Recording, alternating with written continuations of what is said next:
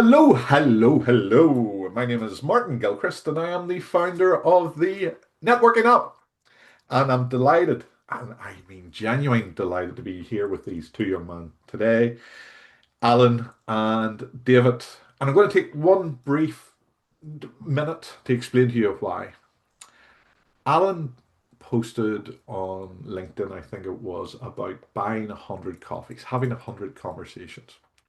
A friend of mine, Deirdre Morrison, commented on that post and tagged me in the comment because she knows I am all about this. I love conversation with other business people. One thing led to another, and here I am with Alan and his partner David, and we are going to have a conversation today, and it's going to be very simple. We're just going to ask each other questions and answer each other's questions for about half an hour, and we'll see how we get on. Does that sound like fun? So, without further ado, David, first of all, can you tell us who you are and what it is that you guys are doing here? So I'm David Walsh and my business partner and co-founder Alan Brosnan. We actually went to school together. Obviously, I was a year ahead of him. But our main connection comes through the fact that I was actually Alan's football coach, soccer that is not J football.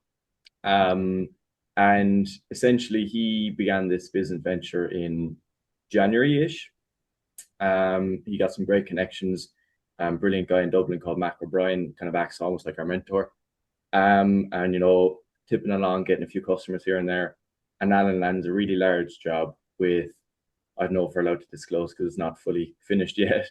But he realized, he's a great salesman, he's great at marketing, but when it comes to the tech side of it, even with the advancements of tools, he still needed someone.